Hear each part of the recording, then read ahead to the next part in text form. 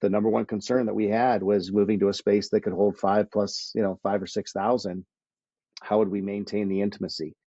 And how would we maintain just the authenticity of who we are? And I was told, like, Tom, you got to have pyro. You got to have, like, when you invite speakers, you got to have like pyro go up, and because you got to have the show. I mean, you use that word, specifically, and I just was like, no, we're not doing that. We're going to have big screens so everybody can see, and we're going to have some lights and those kinds of things. But I do not want flash, because that's just isn't who we are. That's not what we've ever done. That's not what got us here. And I think the temptation for a lot of us, and not even just organizationally, but even as individuals, is like we forget what got us here. And we feel like once we get to whatever level or whatever thing we've arrived at, the temptation is, well, now I got to do something different. I got to change. And that was just really important to us as a ministry. And when we prayed together as a board, and when we talked, we just said, we do not want this to change how RESGEN does stuff, and more importantly, who RESGEN is.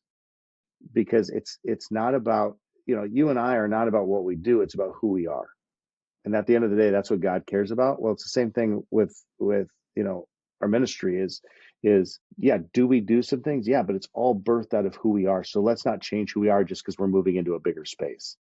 So some people said, hey, next step is US Bank Stadium. I don't know how that's not on my bingo card, Jeff. That's not the end goal. My goal is to be faithful. And one of my board members put it this way.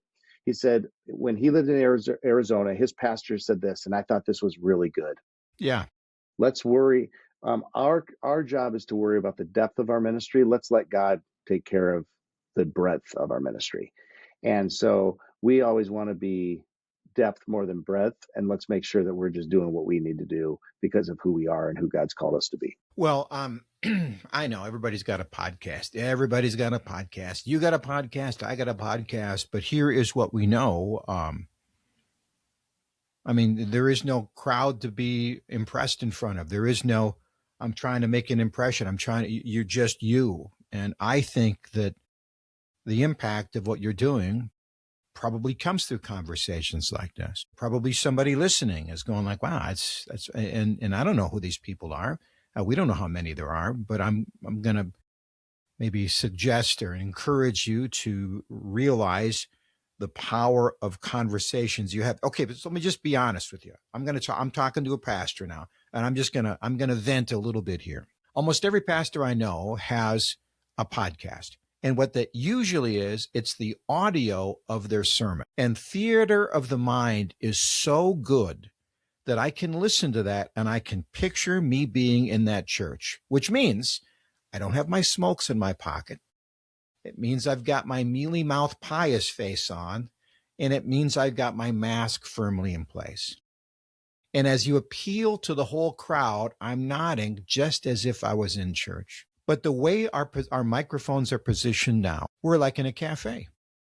And somebody who, they're like 2-3 feet away from us. And they can see our face. They can see our eyes. We're talking to them. And we're talking just two people. And it's like they're leaning in, right? Mm-hmm. And we say something that is personal about us that they go, huh. And so as you do your podcast, I would just encourage you to recognize that if you want an intimate conversation, position your microphones and your cameras to be intimate. And then, of course, the reality of who you are will sink in and go, I can, that guy's, I feel like I know that guy. And because I feel like I know him, maybe I can be a little bit more real with him.